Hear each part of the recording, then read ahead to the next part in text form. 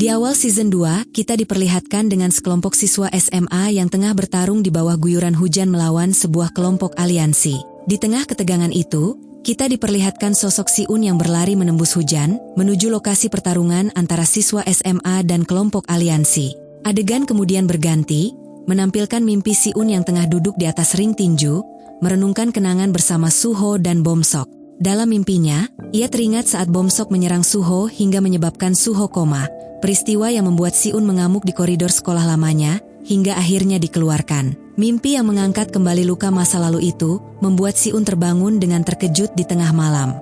Keesokan paginya, Si-un berkonsultasi dengan dokter mengenai gejala insomnianya yang makin memburuk, terutama setelah mimpi tentang kejadian tragis di sekolah lamanya terus berulang. Namun karena enggan menceritakan isi mimpinya secara rinci, sang dokter tidak memiliki pilihan lain selain menyarankan agar Si-un rutin mengonsumsi obat tidur.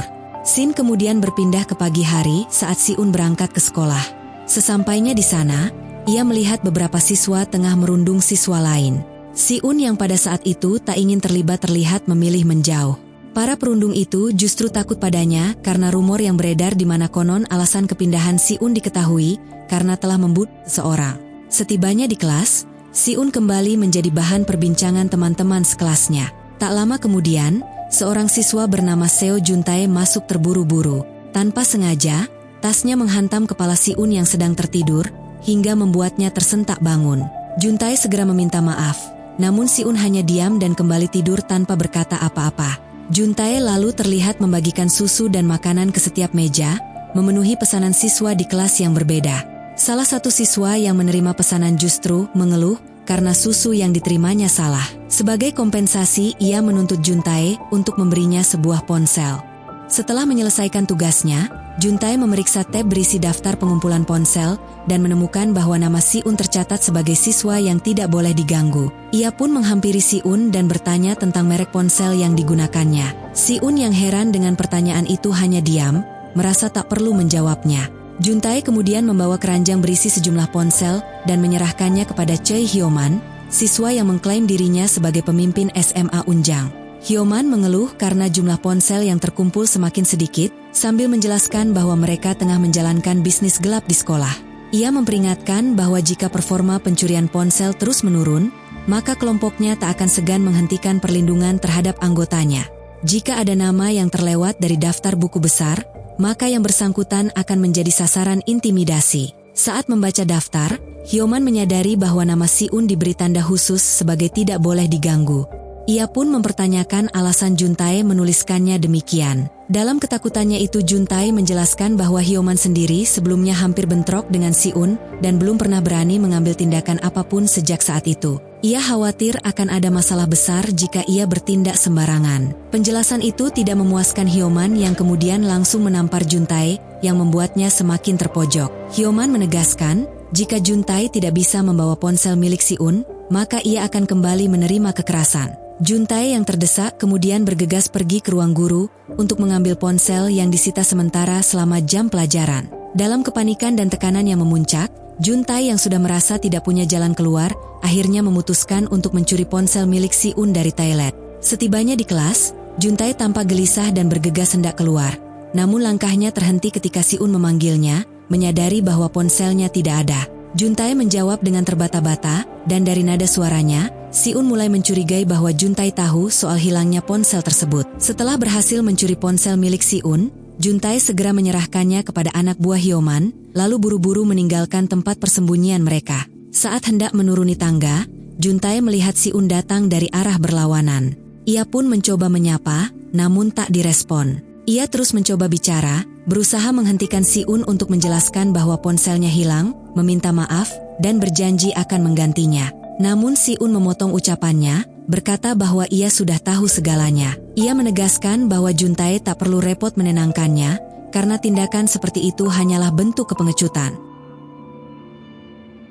Malam harinya, Si-un kembali mengunjungi Suho yang masih terbaring koma di rumah sakit. Di lorong rumah sakit yang sepi, ia menatap kosong dan membisikkan isi hatinya kepada sahabatnya itu, sebuah pengakuan diam-diam yang tertahan oleh luka masa lalu.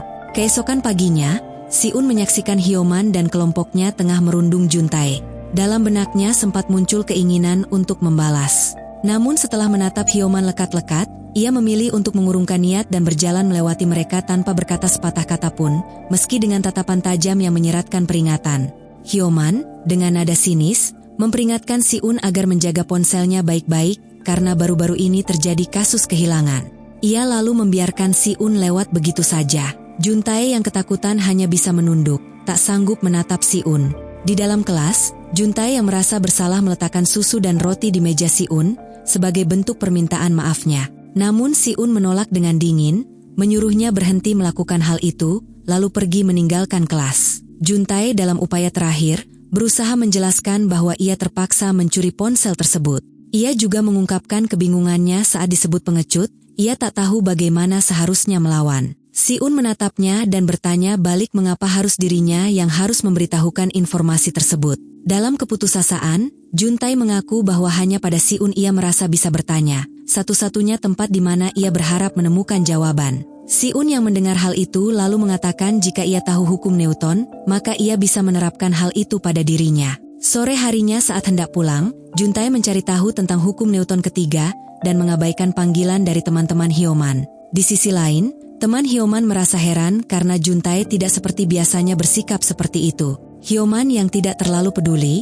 malah memilih bersenang-senang di sebuah klub bersama teman-temannya. Namun tak lama setelah itu, ia tiba-tiba berdiri dan mengatakan bahwa ia ada urusan mendesak, lalu meninggalkan tempat tersebut. Di luar sekolah, Si-un yang hendak pulang melihat Hyoman masuk ke dalam sebuah gedung tua, di depannya tampak beberapa anggota aliansi sedang memeras siswa SMA Unjang. Ternyata, gedung itu adalah sebuah warnet. Di dalamnya, Hyoman menemui seseorang untuk menyerahkan hasil curiannya pada kaki tangan pemimpin aliansi bernama Geum Seong-jae. Seong-jae tampak santai bermain game, sambil menerima tumpukan ponsel mewah hasil rampasan. Hyoman terlihat gelisah dan mengatakan bahwa barang yang ia bawa kali ini akan ditunda penyerahannya, karena ia berencana menaikkan keuntungan. Ia menyarankan agar mereka membicarakan kembali soal Park Hoo-min jika Seong-jae setuju. Seong-jae menyetujui, tapi dua pria parubaya yang ada di sana mulai mengejeknya, menertawakan kebiasaannya menindas orang lain. Diejek seperti itu membuat emosi Hyoman meledak. Dengan senyum menyeringai, ia menghantam kepala salah satu pria itu ke meja komputer, hingga menimbulkan kekacauan di dalam warnet.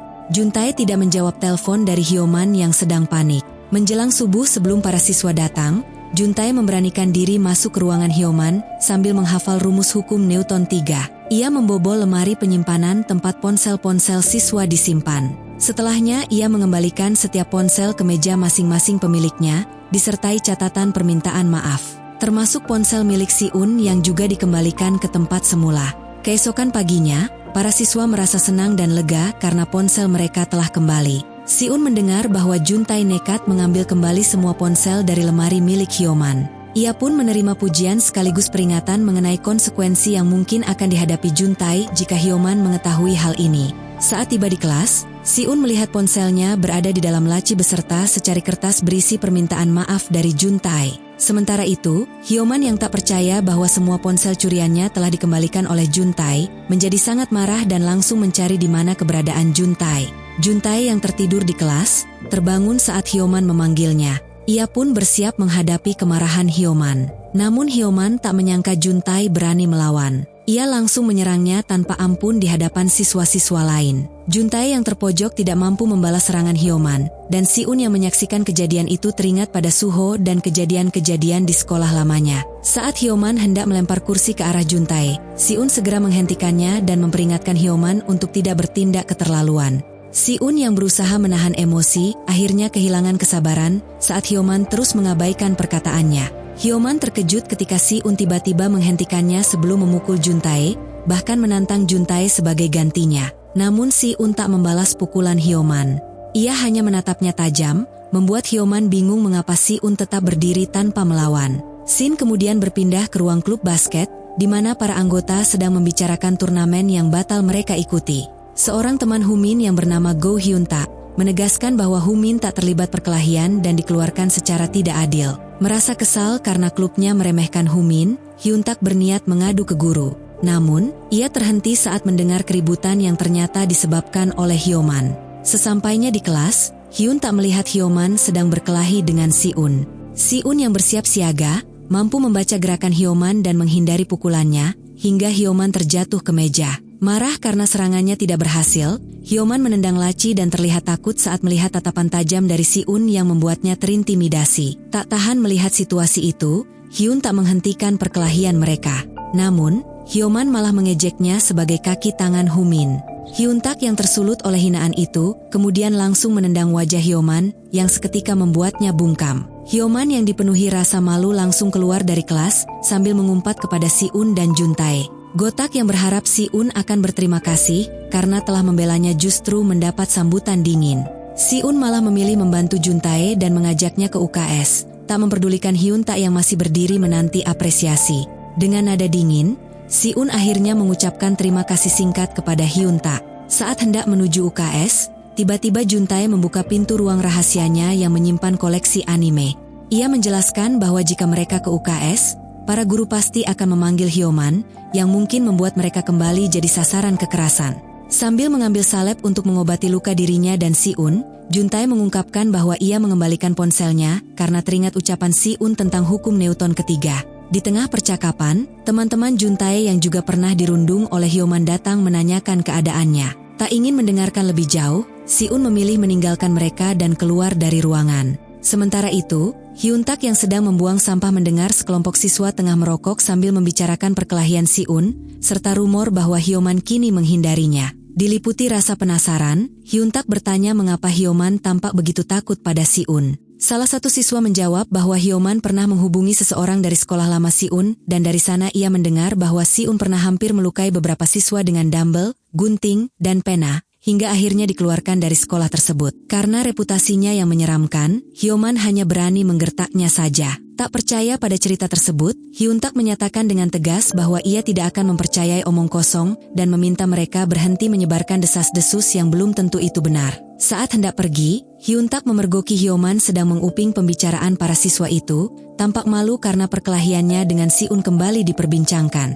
Di sisi lain, saat Si-un hendak pulang, ia dihampiri oleh Juntae yang membawakannya lutein dan magnesium, karena sering melihat Si-un tertidur di kelas. Si-un hanya membalas dengan tatapan bingung, tapi tetap menerima pemberian tersebut. Setibanya di rumah, Si-un tampak menyimak saran dari seorang dokter melalui video daring tentang cara mengatasi insomnia. Ia lalu meminum vitamin dari Juntae dan akhirnya bisa tertidur lelap. Keesokan harinya, saat jam makan siang, Juntae merasa senang karena Si-un tidak tertidur seperti biasanya, lalu memujinya. Si-un mengakui bahwa vitamin yang diberi Juntae sangat membantu tidurnya di malam hari. Mendengar hal itu, Juntae dengan semangat mulai menjelaskan berbagai jenis vitamin yang bisa membantu menjaga fokus saat belajar. Melihat Juntae terlalu bersemangat saat berbicara sambil mengunyah, Si-un menyuruhnya menelan makanannya dulu sebelum melanjutkan penjelasannya. Setelah makan siang, mereka duduk di tepi lapangan. Juntae mengatakan bahwa untuk pertama kalinya ia bisa makan siang dengan tenang. Namun ketenangan itu terusik oleh kedatangan Hyoman yang tiba-tiba muncul dan berdalih ingin meminta maaf.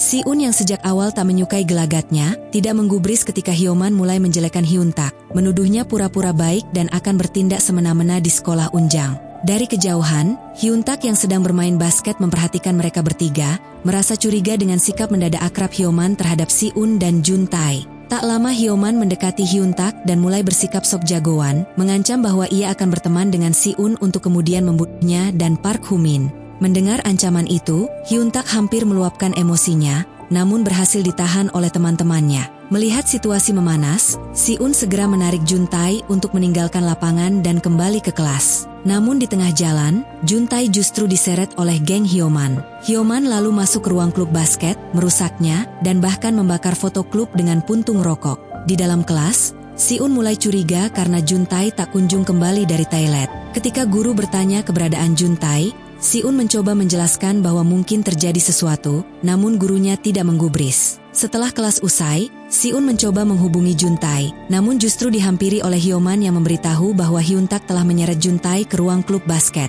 Mendengar itu, Si-un segera berlari ke ruang klub dan menemukan Juntae terkurung dalam sebuah loker. Tak lama setelah itu, seorang anak suruhan Hyoman menghampiri Hyun-tak dan memberitahunya bahwa Si-un menantinya di ruang klub basket untuk bertarung. Hyun-tak langsung tersulut emosi begitu melihat Si-un keluar dari ruang klub basketnya. Ia mendapati ruangan itu dalam kondisi berantakan, dengan foto klub yang hangus terbakar oleh puntung rokok. Sementara itu, Hyoman ternyata telah merancang rencana jahat untuk memancing Hyuntak dan Si-un. Ia memerintahkan anak buahnya untuk menunggu sampai keduanya kehabisan tenaga, lalu menyerang mereka. Di sisi lain, Si-un dan Juntae memilih melewati jalur pintas yang dikenal berbahaya. Juntae memperingatkan agar mereka tetap waspada. Saat tiba di lorong sempit tersebut, Hyuntak muncul dan langsung memaki Si-un, salah paham dan menuduhnya sebagai pelaku perusakan ruang klub. Juntae mencoba meluruskan keadaan, namun Hyuntak memotong dan melarangnya ikut campur. Si-un yang merasa frustasi akhirnya menyuruh Hyuntak memukulnya, karena ia tahu tak ada yang mau mendengar penjelasan mereka. Dalam kemarahannya, Hyuntak mengungkapkan bahwa Si-un hampir menyebabkan seseorang tewas, dan kini orang itu dalam kondisi koma. Mendengar itu, Si-un langsung teringat pada Suho dan masa lalunya di sekolah lama, hingga akhirnya ia menyerang Hyuntak. Pertarungan pun pecah dengan sengit. Pakaian Hyun tak sampai robek, dan ia terus memaki Si-un di tengah pertarungan tersebut. Di saat keduanya sudah mulai kelelahan, Hyoman dan kelompoknya datang untuk menyerang mereka. Saat Si-un mulai terpojok, Hyoman berusaha memukulnya dengan tongkat baseball, namun aksinya dihentikan oleh Park Humin. Dengan penampilan barunya setelah menjalani skorsing, Humin muncul sambil melontarkan candaan pada Hyuntak yang sudah kewalahan. Hyoman yang kaget melihat kemunculan Humin, langsung melempar tongkatnya ketakutan. Humin mundur beberapa langkah lalu melempar bola basket tepat ke kepala Hyoman, hingga membuatnya pingsan. Si-un hanya bisa terdiam melihat kejadian itu, tak menyangka Humin akan bertindak seperti itu. Humin yang kagum pada keberanian Si-un, lalu bertanya siapa dirinya, karena ini kali pertama ia melihat Si-un di sekolah. 처음 보는 얼굴이